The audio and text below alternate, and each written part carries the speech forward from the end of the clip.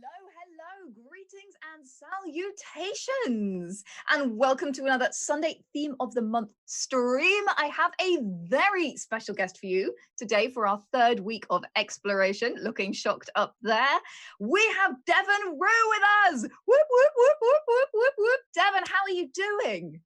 Pretty damn good. How are you today? I'm very, very excited to have you back, guys. Those of you who were with us since the olden times of Patreon will remember that I did an interview with Deven Rue, which was a written down interview. Obviously, we talked with our face holes, but then I wrote the whole thing down. This was before I had figured out how video worked. So yeah, 3 hours. We talked for 3 hours. It was epic. Fortunately, she seemed to enjoy it because she agreed to come back, which is freaking awesome. I can't talk to Deven enough because she is epic. So let me introduce her very quickly.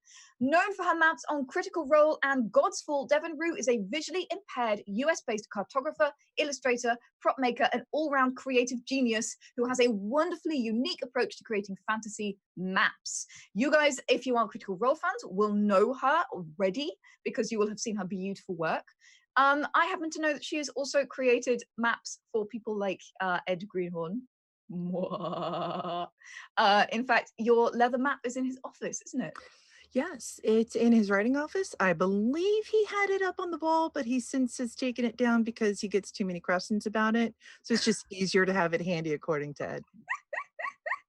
The map that poses too many questions. Oh my goodness, that is amazing. So guys, as you know, we will be talking about exploration today because that is our topic of the month. We also have a challenge running right now for exploration about writing exploration journals. So guys, keep your ears primed because you will hear some inspiring things today. I want to jump straight in with my questions, but of course, guys, you will have a chance to ask your questions. Throw them in the chat with capital letters question and then your question. And our production fairies will get those to us. So, Deven, exploration. Yes. What's your first thoughts on this as a topic for a map maker? Oh, yeah. No, I think pretty sure everyone here already knows the answer to that. I mean, I personally, as a DM, as a cartographer, as just an all-around nerd and loving earth science and stuff, I'm all for exploration, but more in a much more immersive instead of conquering point of view. Yeah. I love, because I also do that. So right now I'm talking to you from a recreational vehicle. I live in an RV. And have for over 10 years. I drive around the US, and although past couple of years, we kind of decided to make a home base here in the Pacific Northwest of the US, just to make it a little bit easier, because this thing is a huge, huge house on wheels. The beast. Yeah. She's 35 feet long, something insane like that. Does she have a name? Oh yeah, I call her the Madam Zen. I love that so much. She's a very, she has a very Asian type of theme to her. But she's also she's like our space to kind of go and be away from the world. Sure, so like a little retreat. I like that. Yeah. That's beautiful. So, but we found that I love the Pacific Northwest, so we're getting a home base here, and then we're gonna hopefully do more cons because my wife is hopefully gonna come and work with me, which means we don't have to adhere to her schedule, which I will be at more Comic-Cons, which I'm so excited about. Yeah. But yeah, I love going and learning other people's cultures and lives, and because as I've talked to you about, I grew up in a mixed culture house because I was raised by an extremely British grandmother. And everything outside of our house was very American, so it was kind of odd. Sure, you had that disconnect in a way. Yeah. It took me a while to realize that other families don't do it. My family did, but that's okay. So, which is why I suck at pop culture trivia. Oh yeah, me too. So, why do you think exploration is an important topic for world builders, particularly when they're creating fictional worlds? Why do you think it's something they might want to dig into? Mostly because you will actually learn. Okay, so when I start working with anyone who takes like my cartography course, I talk to them about finding your world, your map is a story. It's the history of your world. Even if you don't see it how it originally started, it's still talking about the people, the cultures, the landscape, the environment, what the world itself has for history, but also its people. And being able to set that up and have an explorer character not only can fill in the gaps that your main characters don't, or your players for that matter, don't get an opportunity to explore on their own, um, but it gives you a great way to like um, come up with a much more immersive history for your world going back thousands of years, because everyone loves to focus on like, oh, there was this huge war, or the gods did this. Well, you know, your planet itself has its own history completely separate from the beings on it, that can be just as dynamic and interesting. And I love this idea from a character's point of view, even if there's somebody who you're in a tavern and there's just a traveling merchant comes in and gives you news from the next town over, it's still something that your characters would not otherwise know about. So Right, even definitely. on a minute scale, it helps. Yeah, absolutely. And one of you mentioned two really interesting things that I want to dig into there. The first is that hearing about other parts of the world that your players are not in is a great way to make the world feel more real, because things are happening outside of the storyline of the main characters, Yes. right? So Oh that yeah. is I think about it like so I've DM'd games, and one of my favorite stories talking about timeline is I had a player, or a group, and one of the players was like, "Oh, I don't want to do this right now. We'll come back to it." And so the party moved on. They went and did something else. And as they were going back to one of the other towns, they passed through this small little village, and they got there and they found a whole celebration was going on.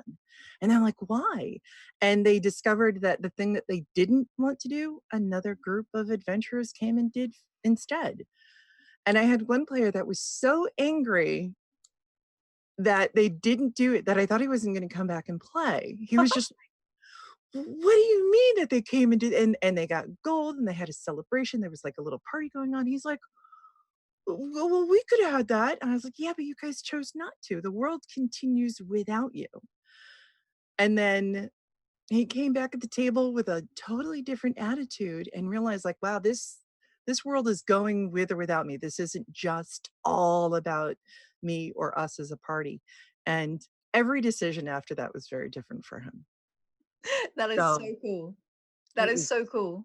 The other thing that you mentioned, which I loved, was that the fact that the world changes, and that's something that a lot of people who are creating worlds forget, is that, you know, geology has its own timeline, but it has a timeline. And yes. there can be changes on a massive scale, like, you know, continents moving, Pangea, this kind of thing. But Mhm. even on a micro scale, you know, you can have natural disasters which just change the face of a map. Oh yeah. So I just had somebody share a picture of, if you've ever seen shelf clouds, and uh, if you've never seen these in person, they are the most apocalyptic thing that you can imagine seeing in real life. There's just this wall of cloud, like almost touching the ground, and in some places are. I have to Google this Um, later. I think I've seen pictures, but oh, I think I haven't seen pictures now. it is terrifying. It's just so what it is, it's a wall of wind shear that two fronts meet each other, and one pushes up, one pushes down, and it pushes the clouds to the earth, and it Right. creates like a flat wall of clouds. Wow. And Pillar it's pillar of salt, pillar of fire kind of thing. yeah, and it's like, oh my God, is the world ending? And it's just something that that hundreds and thousands of years ago, this would be considered some sort of magical effect. Yeah. This is something, which I love that idea of like lore and history, being created out of very natural things that we're now like totally like, oh yeah, that's science. But then science was complete magic. Oh yeah. Yeah, absolutely. And the other thing, of course, is things like volcanic eruptions, things like Yeah. droughts and floods that also completely change the way the map looks. And a character can come back to a location Yeah. and find that it is different and have to re-explore it. Oh yeah. And this is one of the reasons why I love this topic, because I started doing my cartography as scout maps. Mm.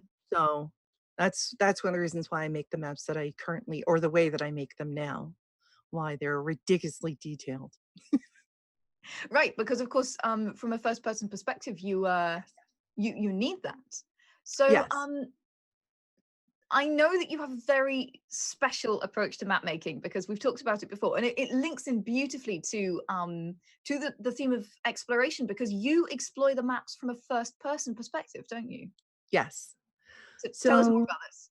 This is normally awesome. what happens is somebody will give me they'll give me like, okay, I want this like general shape of a map, or they'll give me like, I tell everyone, give me the least amount of information that you possibly can, and I will create a map from that point forward. And usually what I do is, so someone will give me like a really rough outline of a coastline, and I know that like a smooth coastline is generally a beach, a jagged coastline is generally rocks. And so this is my starting point.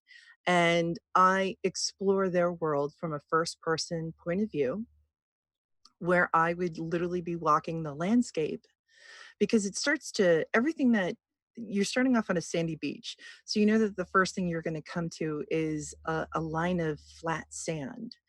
And then usually there's tropical trees, you know, because they're the first things that'll grow in something soil that loose. So, which there's a whole lot of earth science that goes along into it, but it's a lot of fun to be able to just kind of explore it in that perspective. And then I get to meet the people that live there, and they'll tell me their towns, they'll tell me what local lore happens. And I write a lot of this down. Some I share with people, some I don't. Some of it I'm pretty sure is totally off what they've written for their world, but I that's fine. And that's a great thing about maps, is that you get the opportunity to write what you want or what you see, what you think would have occurred there. That's really cool. So why do you ask people to give you the least possible detail when you start? Well, for kind of for two reasons. The first one is because I have studied earth sciences. I am a professional cartographer, so I actually would have a little bit more insight than most people. Unless, of course, you know, they already are, you know, into that kind of earth sciences themselves, or are cartographers, and they just don't have that artistic talent. Um, and the other thing is because I don't like, as an artist, I don't like being confined to something very specific. I want to have fun with it. I want every map to tell its own story. I want it to really intrigue your players or your readers. So I want to be able to add like little things in there. And if you give me a ton of information, I don't want to go so far from your vision. So I'll kind of like stay with exactly what you give me. So it's not as Fun. filled. Yeah, fair enough. What's the weirdest thing somebody's asked for in a map? Oh, geez. I'm taking you from the left side here. Sorry. No, that's fine. I've been asked a lot of weird things in maps. That's why I'm like, oh, the weirdest. Or some weird things. Um, it's usually like an unusual vortex. So it's usually either a really odd vortex that I'm sure has a magical reason for being there. It doesn't, and it usually doesn't quite fit the landscape around it. So I kind of got to convince somebody that I need to change part of the map, or it's a completely dead space. Oh wow. Or like there's no water movement, there's no land growth, it's just a dead space. And I'm like, so just a coastline? And they're like, yeah. I'm like, okay. All right. I just think that's really weird. Why wouldn't you fill it in with something? I don't know. It's the nothing. Yeah. The great void. Please don't do that, people. Please stop it with the voids. But I know that your biggest bugbear is not voids. I know that it is topography, isn't it? Yeah. Okay. So from a first person point of view, if you look at like, if you look at Google Maps, pick any section on our planet on Google Maps. If you look in a top-down point of view, you actually can't tell the elevation. You have to actually turn it. Right. So unless you're and that's one of the reasons why I actually draw in a 3/4 point of view, because it gives a little bit more detail than a top view. But also, I love when someone turns around and says, "Oh, there's just this river that's starting in the middle of the field on this map. You can't tell the elevation." Right. So, my biggest issue is that when people are drawing or wanting to build their worlds, they don't ever take elevation into consideration. They take all the other markers. They take, oh, this is a mountain. That's a sign of elevation. Not really. You can have a slow grading meadow for that matter, and a river can start at the top of it because that's where things accumulate. But yeah, elevation is, and there's no easy way to do slow grades on maps. So, but do make notes, I guess, for yourself as a DM that there is something there. Because yeah, topography. It Yeah. exists. A lot of people feel like the world exists from flat plains and mountains, Right. and there is And nothing in between. there might be a hill. Yeah. That's it. There's a flat and hill. And I love that, like, I had somebody really recently with one of the maps that I made for Matt was like, there's just a lake. Yeah. Do you know how waterfalls work? Like, not all lakes are just because something is below sea level, because that's generally how we think of lakes, is that the earth has sunk below sea level and water accumulates. But that isn't how all lakes work, and that isn't how all rivers work.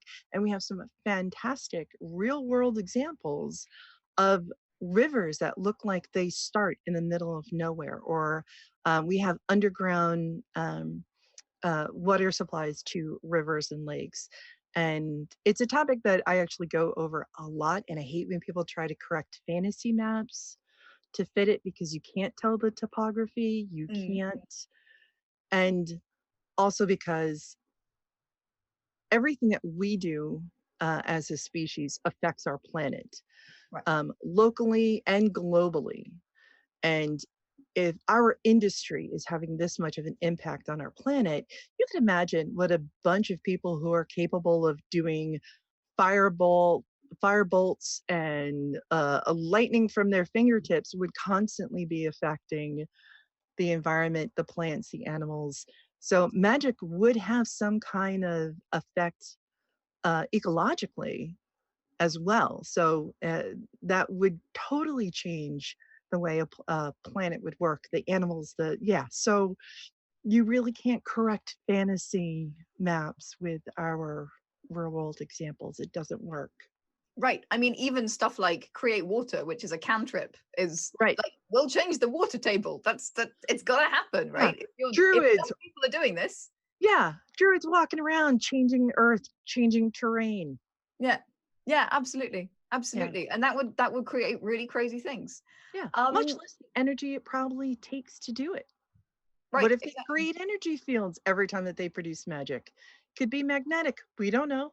Right. And how is that going to have an impact on the world around them? Right. Yeah, I mean, Dimitri's weighing in the production chat here. He's saying, don't forget that you can have lakes high in the mountains, like lakes in California, this kind of thing. Yes. Like Lake Titicaca is the highest, Yes. and I just love saying that word because I'm I incredibly somehow knew that about you. I'm secretly a 12-year-old boy, but don't tell anyone. Not a soul. None shall know. Um, yeah, absolutely. But of course, you yourself have traveled a lot, as we know from your house and from I know a little bit about your history. So, what is the coolest geography that you've seen in real life when you've been out and exploring? Actually, it wasn't really that far from where I grew up. Um, I love upstate New York. It is the Catskill Mountains are some of the most beautiful terrain. It changes a lot, not nearly as much as like places like New Zealand. Not that big of a difference. Um, but so I actually took 3 months of a survival course up in upstate New York. Awesome. Yeah, because I kind of figure if I'm touting that I know what I'm doing, I might as well actually know what I'm doing. Right. And I'm a LARPer, and I've done actual play LARPing, which means that if you can't actually do it, neither can your character. Right. Yeah. Sure. So if I'm gonna play a ranger, guess I should kind of know how to range. Right. You want to boost them skills. Yeah, something like that.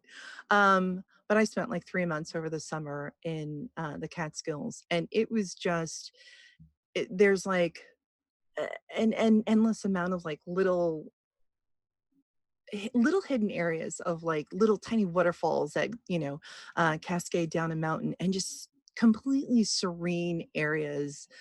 um Seeing Niagara Falls is deafening, literally and visually.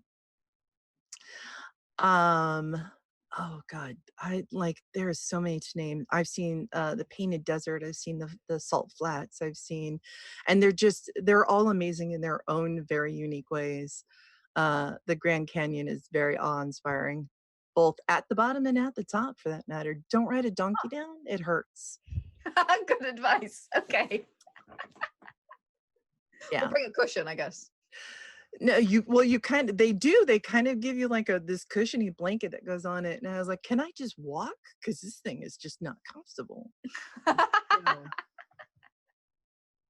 I'm sure there's quicker ways down, but for some reason I had to do this when I was younger. So Okay. I think it's pretty badass that you've ridden a donkey down the Grand Canyon. I like that. That's awesome.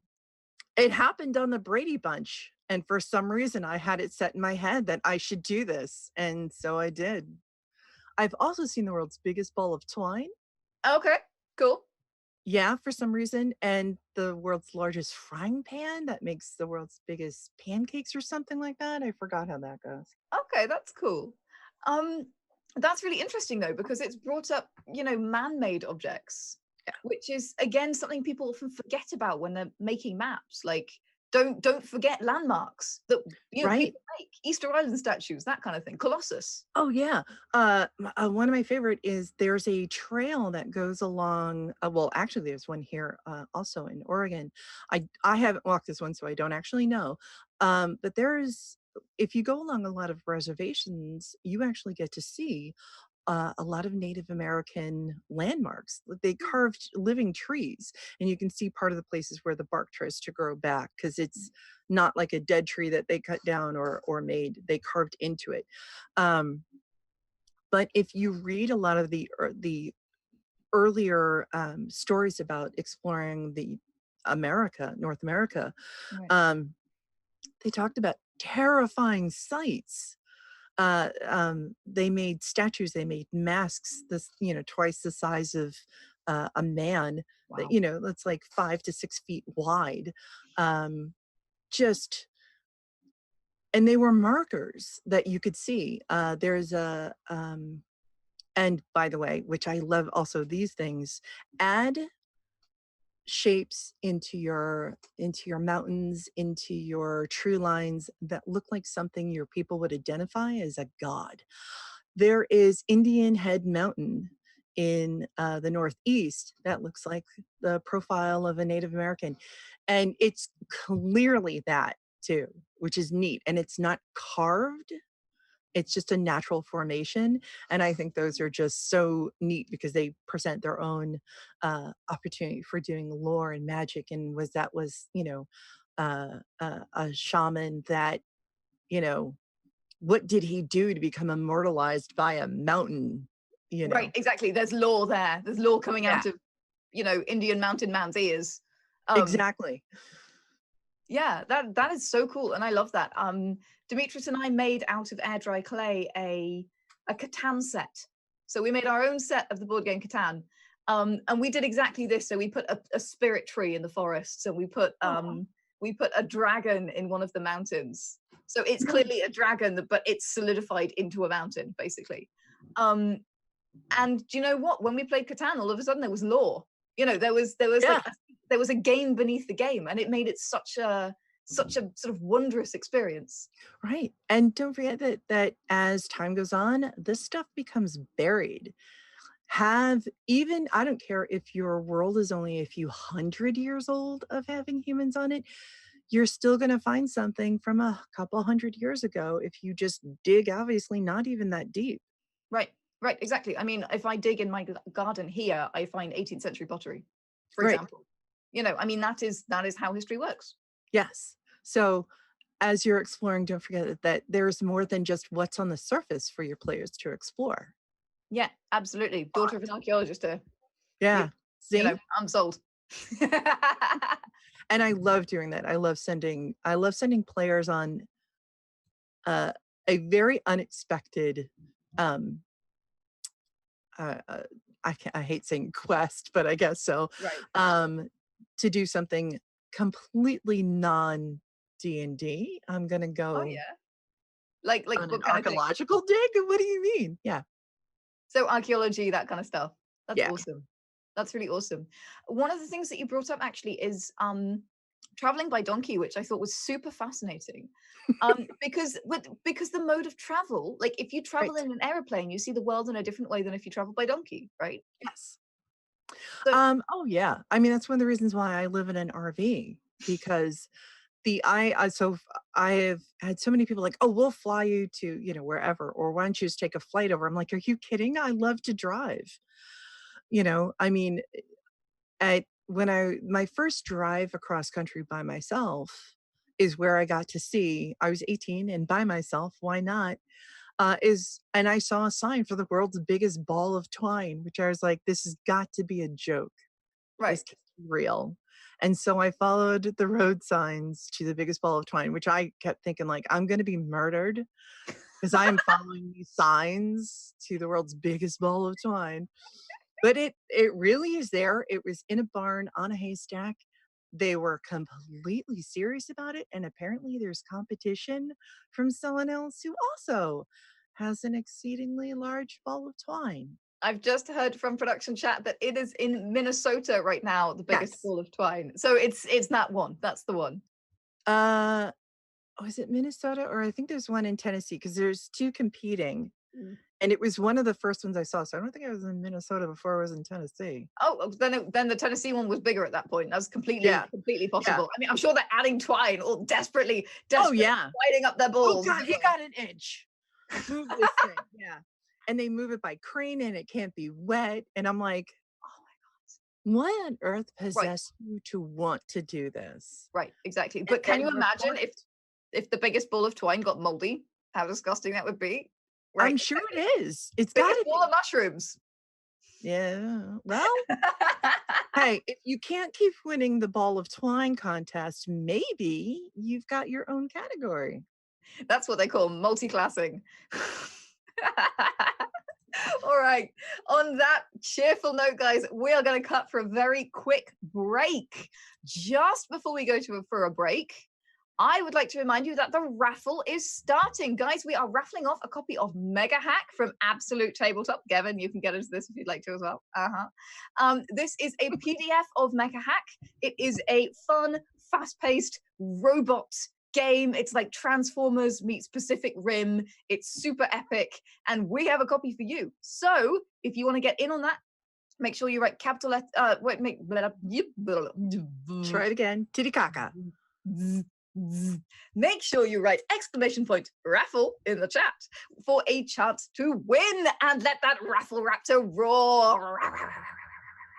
We will be back very, very shortly. Remember, if you have questions, you can throw those in the chat as well, and we'll see you soon. Bye-bye.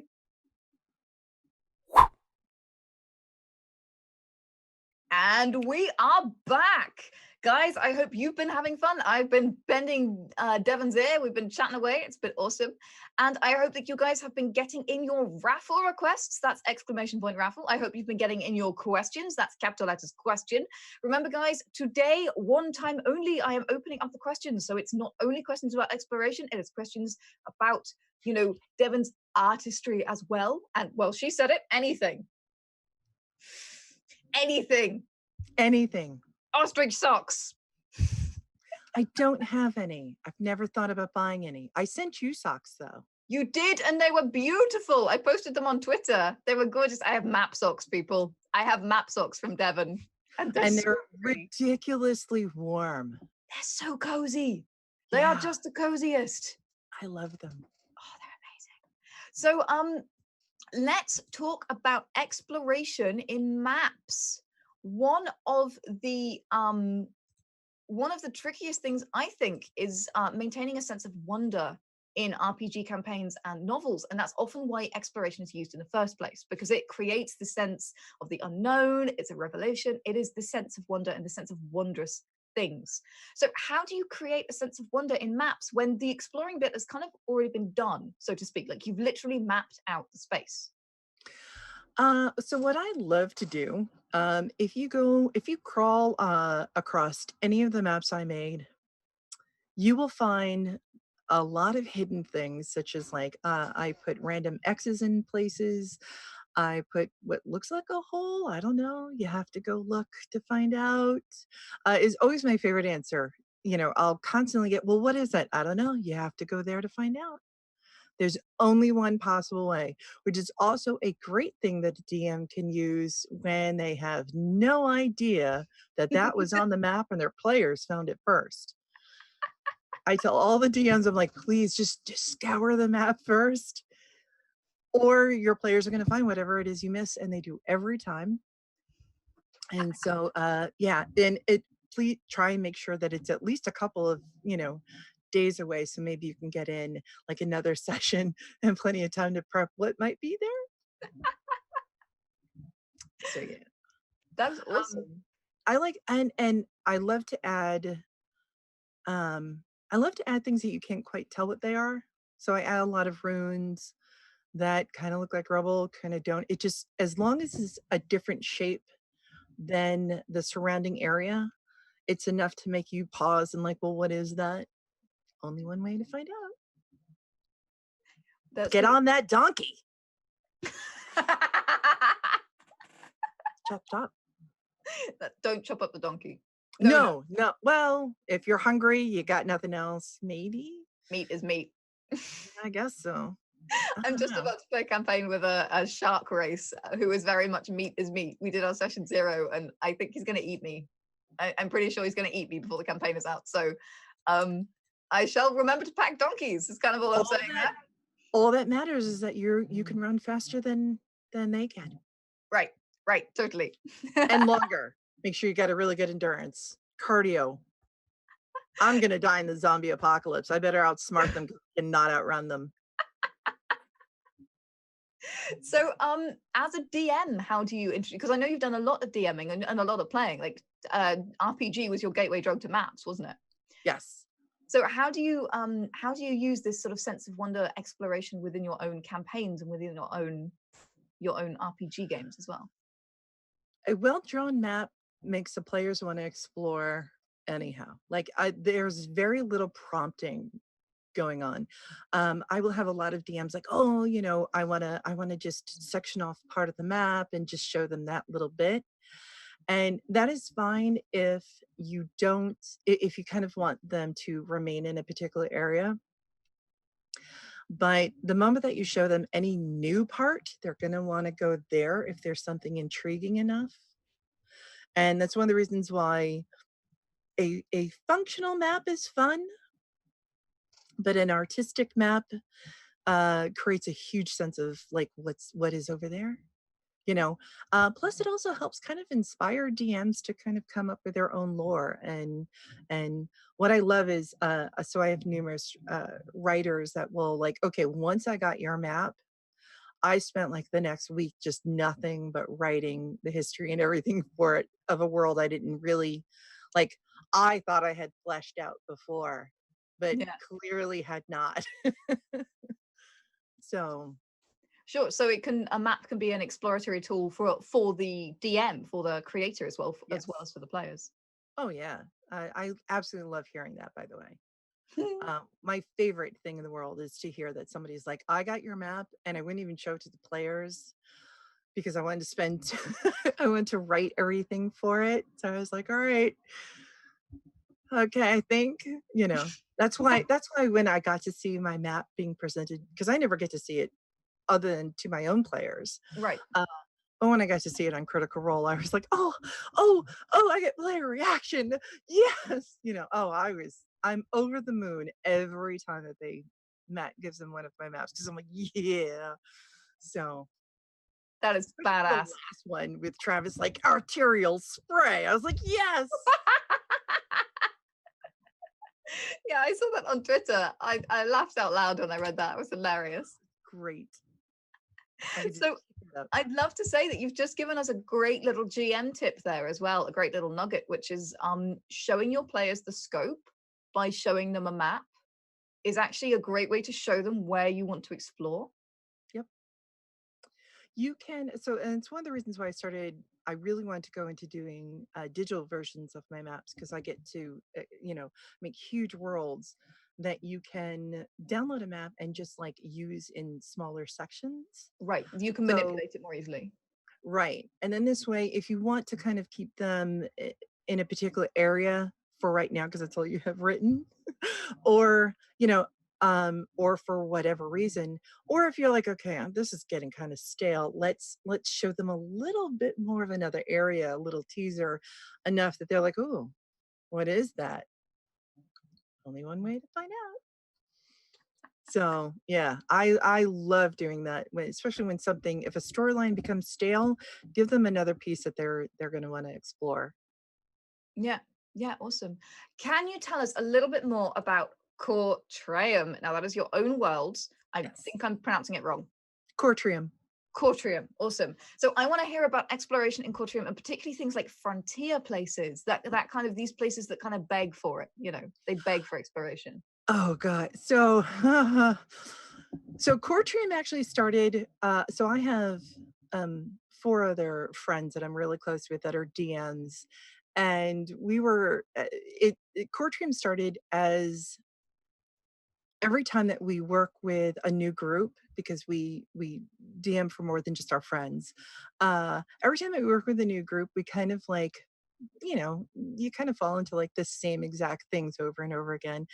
And you never get to half the time, especially if you're making one shot, you only make enough lore and stuff for the one shot, but you'll come up with like a really good story, and then you're like, I want to write a whole world around this and do a campaign in it. And Right. so we had a conversation about all the things that we just constantly fall into as DMs. The big baddie is always the government or religion, and so we're like, okay, well, what if we made a world where that wasn't possible?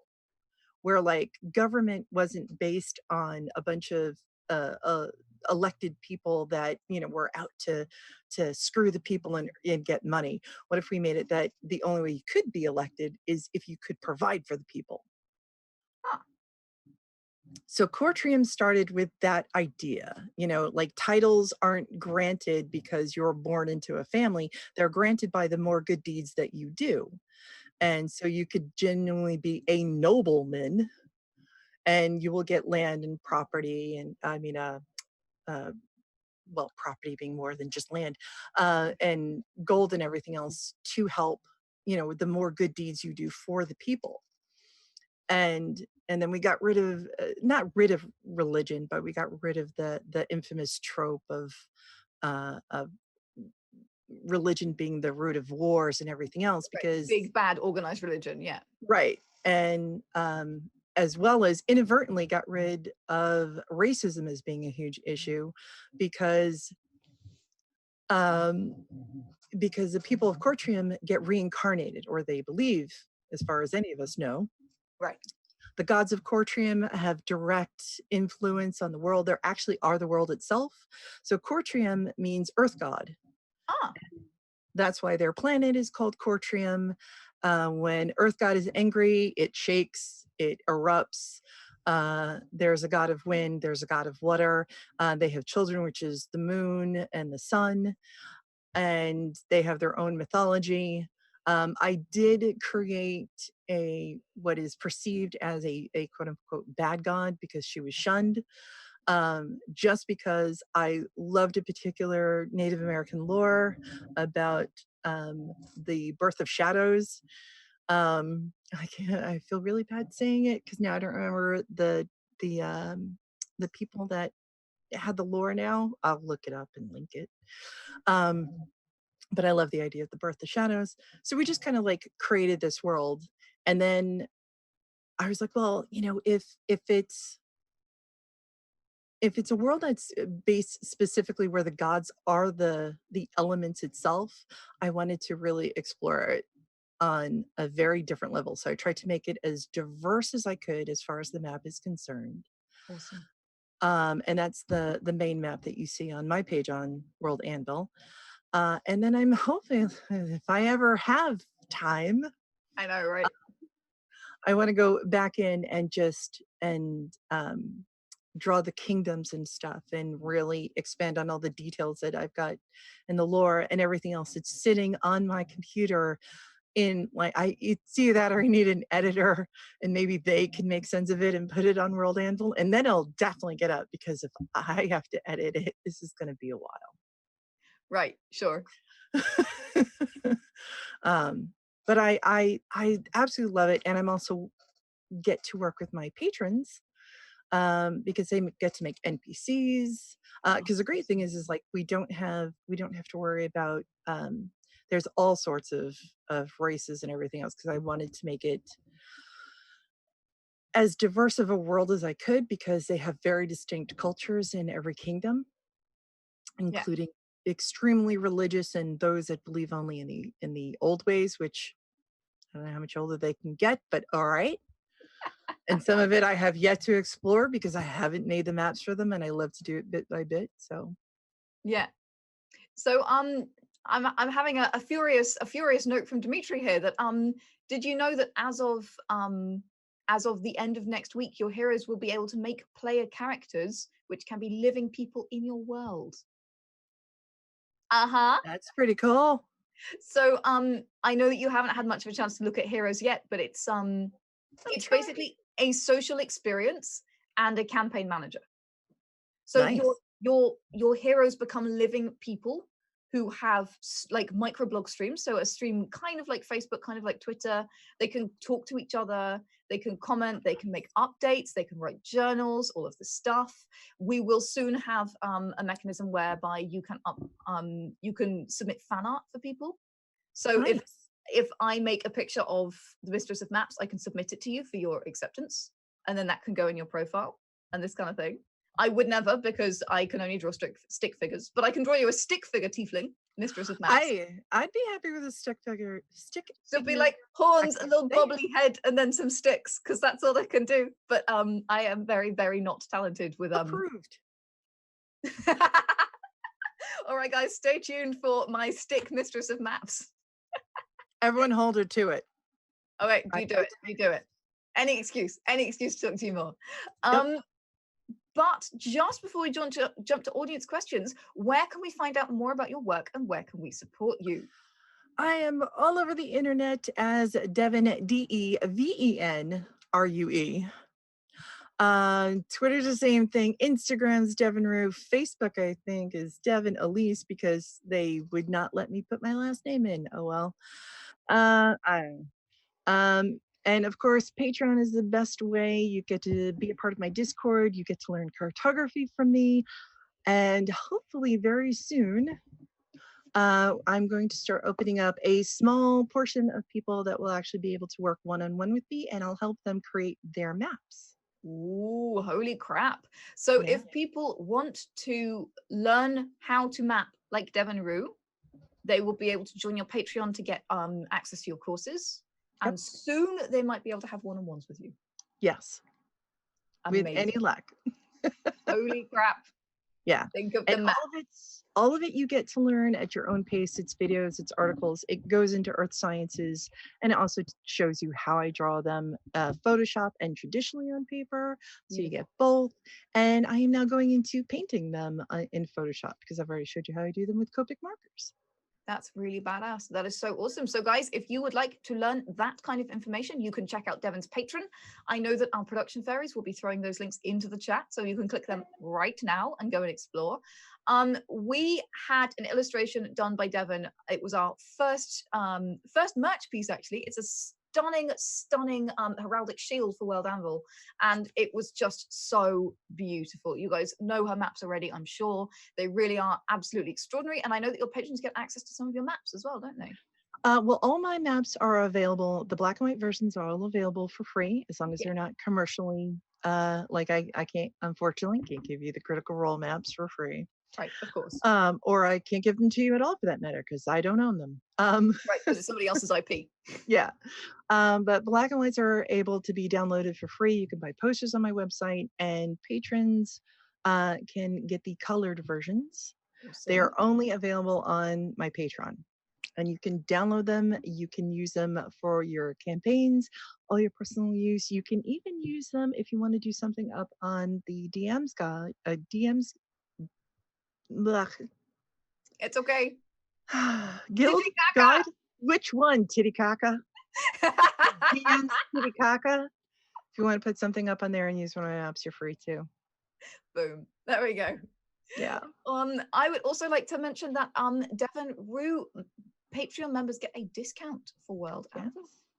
So if you're listening to this and you are not a World Anvil member, but you are a Deven Rue Patreon, you can get a discount for World Anvil Guild memberships, which offer you a host of awesome things. But I think it's time to jump to the questions, for we have many, and they are very interesting. World Building Wizard asks, regarding maps telling a story, what landmarks, man-made or natural, can I emphasize on my map to really make an engaging adventure? So players, any DM or reader for that matter, we love to follow our heroes. So if you are a writer and you really want to engage your readers, if you have a map, follow their trail. Emphasize where they go in your story.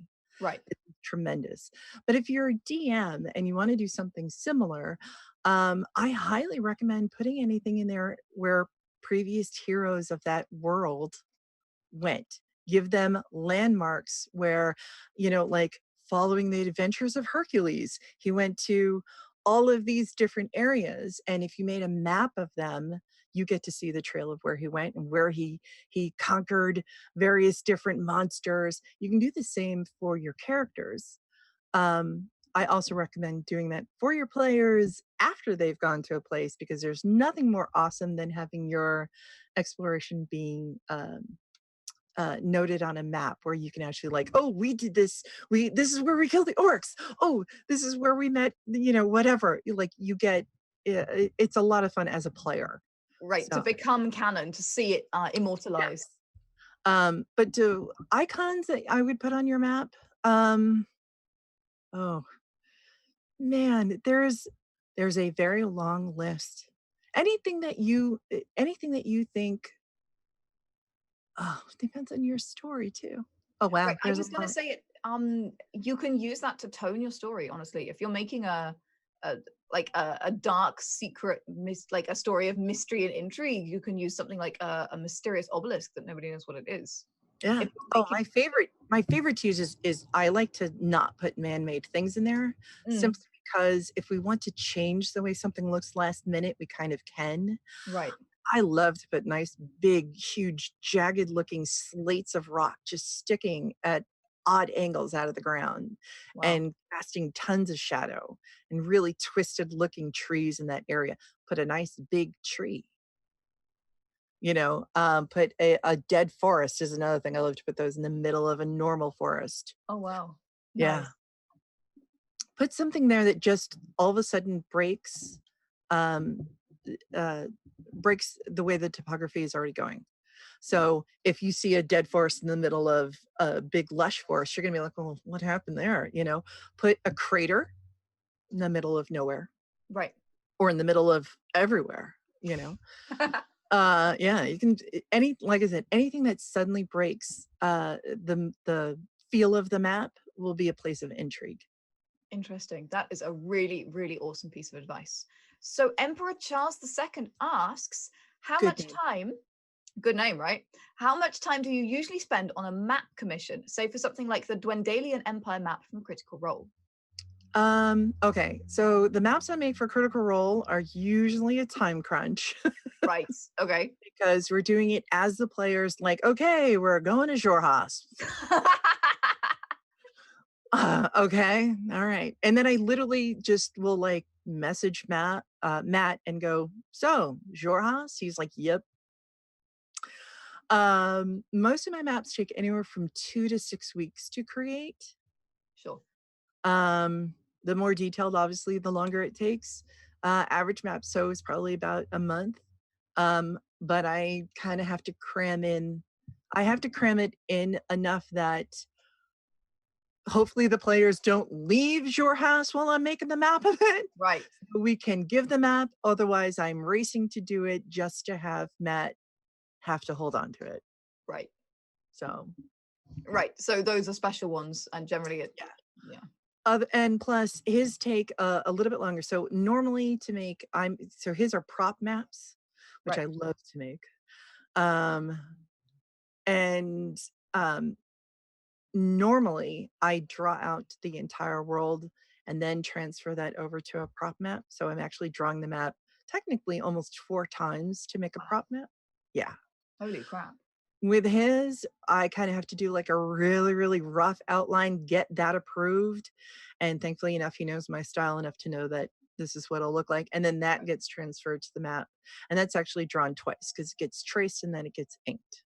Sure. Right. Okay. So it builds up basically. Yeah. Right. Well, if I can't just outright ink it because I'm on paper and any ink I commit is committed. Right. This ink is canon, people. Yeah. So I write a mistake, it's canon and I'm screwed. Apparently there's a peninsula here now. Yeah, look. Whoops. Now there's just a blood splatter. Yeah. If in doubt, arterial spray. Now Yep. we know why that was there. Yeah, I made a huge mistake. I was like, blood. Wasn't your blood, was it? No notice. Probably someone else's. Okay. Not a sacrifice. How else do you think I make such great maps? Right, there we go. Are you secretly a warlock? This is my next question. Yep. Yeah, there we go. Not secretly. Not secret. There is no secret. Nope. Your demon master demands fame. Yes. So Anne's Bonanz asks, and I love this name, by the way, how would you recommend going from a world map to a regional map? I've been having trouble for a few weeks trying to make regional maps from my world map, which is made in the Mercator projection. How do I minimize distortion when going down to a regional map of a country, for example? So it's usually the other way around. When you get more distortion going from regional to a world map because you're doing a sphere onto a flat surface. A regional map. All right. We're going to start off with the sentence that a lot of people hate to hear, but all maps are representational. There is no map that is absolutely accurate. It is impossible. Right. Even if it's on a globe, it is impossible. The earth changes, the world changes. That's just how life is. So maps are representational. You don't have to have it absolutely perfectly match what you drew on the world map. Yeah. So, and the other thing is that the idea is, especially if you're using maps to tell a story, it's okay to embellish it. It's okay to change it. You can't, like I tell my students to go on Google Map, zoom in on Ellis Island, look at the size of the Statue of Liberty in comparison to the people that are in the picture, and then just click one out. And that statue is gone. You only see like a little piece of land, and Manhattan and Long Island start to form it around it. You make one more click out and there's no detail. You can't see trees, you can't see buildings. Like it takes just a small portion to like zoom out and there is no detail. Yeah. So everything is representational. My map of Courtrium, which is of a world, every tree could technically represent 100 actual trees on that area. So don't worry too much about the detail. Well, don't worry too much about matching what you already drew, and focus on what you really want it to look like and what you want it to say and the story you're trying to tell with it. Sure, That's that is a really powerful piece of advice there. Thank you so much. cool. Next question. What kind of biome do you think is underrated and needs more love from the world building community? Oh, I think swamps get a really bad rap. I actually love, they're like one of my favorite icons to draw on a map. I have no idea why. Oh, see, I love what you can't see. Mm. I love, that's one of the reasons why I draw like all the caves. I love drawing tunnels or the illusion of tunnels. I love the world that's underneath the world. I love just hints of it on a map. But as far as biomes go, oh, probably wetlands, because we all just, oh, they're always dark and there's always monsters. I'm like, have you ever been to the bayou? Right, exactly. Nothing is closer to our real world Feywild than to sit in the bayou in the middle of autumn and to see the fireflies just light up like magic. Yeah, and And it just hums with life. yeah, and it's so green and lush, and it's such a, oh, I absolutely love it. So I think, yeah, we're gonna go with wetlands. Wetlands, absolutely. The other thing that I have seen, particularly with wetlands, that people forget in terms of life is they're like, oh, it's a wetland, so there are frogs. And I'm like, yeah, and birds and like Yeah, insects that glow and mammals and, yeah. bats Lots of flying things that around. aren't exactly like water snakes and flying things that live in the trees specifically. There's things at both water and land. There's things you don't ever see. Trust me. Also, love the little tidbit. They will have the most unusual cuisine. Yes. Great little wonderful thing to add to your story. If you have someone that is from a swampland, they will most likely have a very different diet. Yeah, on a different palette. Yeah. Yeah, for sure. And I've had some of it and it's nowhere near as bad. And no, it doesn't taste like chicken. Okay, good to know. So Demetrius asks, and he gets jumps to the top of the crew, the top of the list, sorry, because he's my husband and I like him. How do you hint to the underground and how do you display things above on your maps? So I like to draw, well, one, I like to draw like little caves. And I just leave like the little shadow that it goes in. I will also like to draw what looks like something burrowed just under the soil. Cool. So just like a little dome of earth. You can literally draw a complete path through a map where the trees have fallen over and the earth is It's risen in a domed. particular area. Yeah. And you can make a trail. There's a part of one of my maps that I drew. There is a symbiotic, two symbiotic societies, one of which is all artist and one is warrior, and the warriors all live. They're the islands that they live on are just sheer rock and a plateau at the top, and they've dug tunnels in them, and they have like little rope bridges that go across. Their entire society is in these just rocks, and they're huge, and they actually have quite a large city. Um, I like to, oh God, what's the other? Well, I like to put a lot of mines because, dwarves. Right. Uh, I'll actually just put things that'll look like an X next to a hole or an arrow or literally something that looks like a tiny little sign that if you zoom in, maybe you could read it, but you won't be able to. You'll have to go there. That's so I like putting runes with stairs that just go into the ground. nice. Yeah. Hints that there's things there. Right. And hints at the below and the above, which I think is really awesome. So, mapping in 3 dimensions again, like we were talking before. Or as close as I can see them in 3 dimensions. Right, exactly. Well, again, Demetrius, who asked the question, has exactly the same problem. Yeah. Let's have one final question here. What's your best tip for overcoming burnout? And then getting yourself re-inspired, rehabilitated, these kinds of things. So I've been asked this before and nobody likes to answer because I don't get burnout with drawing maps ever. I love what I do for a living. I have so much fun. So I don't experience it particularly with it. I have times where it's like, well, I'm just drawing the same tree a bazillion times over, but there's no other way to make the map. I do recommend that, and I actually go through it in bits and pieces in my cartography course, is to go to different areas of the map. Especially if you're drawing a bazillion trees, draw something else for a little while. Right. Change it up. Yeah. Or I will occasionally, I make the joke that I date myself. I will find my favorite music. I will turn all the lights off in my house. I will light a candle.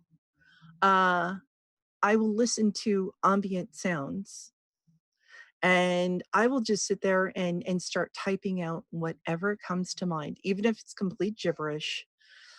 Just something where I can get out, because usually what happens is burnout is that I want to move on to the next thing. I want to move on to the next thing. You're tired of doing what you're doing. So I tend to find that if I just sit there and sort of like either write or draw or something where I'm undisturbed by anyone else, which is why if you watch me doing live streams, it's pretty much the same thing I'm doing in the dark, ambient soundtracks, just drawing. So Drawn away. yeah. So I don't know. I just don't burn out. I'm sorry. No.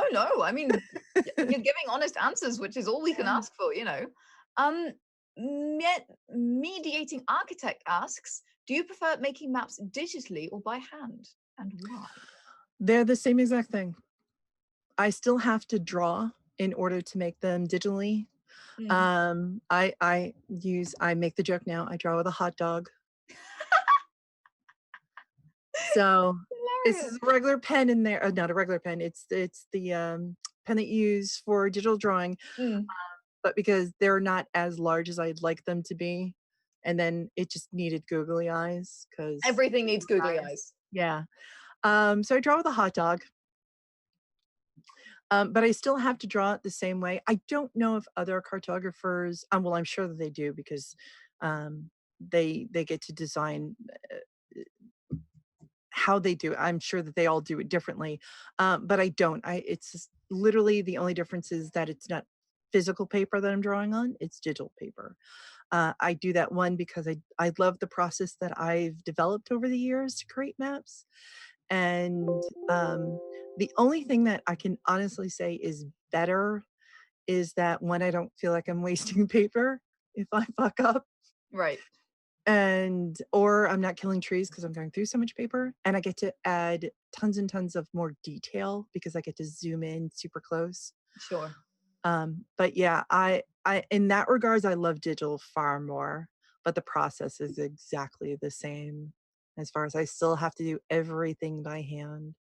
So take us a little bit through your process. So you start with a rough outline, obviously, and you have to get that signed off. Yeah, well, if I'm drawing for somebody else, if I'm here, come on camera. It went places for reasons. There you go.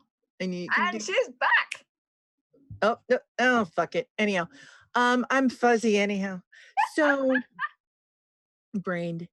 If I sometimes get them signed off. So most people, especially if they don't have a ton of detail, I ask them if they want to be surprised, or because I'll just start inking, because as much as I try to do an outline first, most of the time I'm like, oh no, I have a great idea. And I just instantly start into the process itself. I do have to have things like Matt has to sign off on it, Mm, simply because he's already got, when you have that much of a following, everyone's going to nitpick everything that you've done differently than what Matt has said. right. So I need his approval, just because we already have so many people that are watching everything, and I don't want to screw up anyone else's canon for that matter. So same thing I did with like Godsfall. I followed. He already, Aram already gave me a beautiful map to begin with. Um, that I was like, oh, I can just literally just go over it and add it in my style. So those are really the only times where I'm like, okay, you've got a following. Let's just stick as close as I can to it. Otherwise, I just dive in at 90 miles an hour, and you'll just get like, I'll post like a work in progress. Oops, I should have told you. By the way, you now have mountains here. um, These sprouted overnight. yeah, it's weird. And but I just dive in. And now the great thing is that because I do this digitally, which might be another reason to root for it, is if something doesn't quite fit, like I have had people like, oh, I forgot to tell you, there's like, there's a crater there and you put mountains. Well, erase, or I wouldn't be able to do that inking wise. And if Right. anyone was there for the glacier gate with Gil the Glacier Gate. Blocksmith. Yeah. Tell us Gil about that. Gil wanted me to make a map for his game that he streams, and I said, okay, great. I gave him a rough outline. I drew it out. He approved it. I'm streaming as I'm drawing it, and I'm inking it at this point. And he's going, oh, this is my favorite part of the map. There's this huge glacier. I was like, there's a glacier? There's no glacier on anything I gave you. And he's like, yeah, there's a glacier there. I had to stop the stream. Oh God. Yeah. Go back and like, where on this map that you gave me is there a glacier? And he's like, well, it was kind of here. I was like, yeah, but I gave you the thing to approve, and you still like, clearly it was in a glacier. So then I had to change it entirely. I was like, Oh my gosh. oh, and I had already inked like almost all of the map, and I was like, you've got to be kidding me. So we were everyone who was in stream with us, we kept calling it Glacier Gate, and I just totally, and we thought it was so funny because, Of course. and I just annoyed him for like a ridiculous amount of time, like a couple of weeks, with like, yeah, is there a glacier in it there, Gil? you know That's hilarious. That is absolutely hilarious. All right, guys, I think it is pretty much time to wrap this up now. Thank you, everybody in the chat, for joining us. Thank you, Yay. everybody who asked questions. They were great questions today, weren't they? Yeah, I loved it. Really good ones. We should just stay. Let's just keep answering questions. Let's just hang out. Well, Deven, if you would like to come hang out again, I know that we would love to have you again. Anytime. Oh yeah. So we're taking down the theme of the month for June and July, because of course we have summer camp coming up in July, and it's going to be a great big ball of fun. And then for the second part of the year, we will be doing theme of the month again. So maybe we can get you back in a couple of months. It could be super awesome. Hopefully things will be a little bit settled by then, because I know there's some exciting things coming up with houses. Yeah. Hopefully I'll be in a new space that won't be a fake background. Cross everything, guys, for Deven, Yeah. for the house. Oh my goodness, yes. IRL stuff, am I right? Yeah. Ugh. So I would Yeah. like to thank also the production fairies who have been doing all of the behind the scenes stuff. Thank you so much. Thank you to everybody who's been listening on Discord as well, because I know we have some people listening on there. Also, holy moly, this is a list. All right, are you ready for this? I'm gonna have to put my glasses on. Hit me. It's too far away. For the follows, thank you for Devoted to Chaos, Calvar06, Rux PT, Nordlice, Rad Sound Gave Us 1979. Thank you to Genru, to Ehupel, to Kathiel, to Mr. Slap Happy, slap, slap, slap, slap, to Mediating Architect, to Spa 1974, and to Talfaf. That may be my favorite, Talfaf.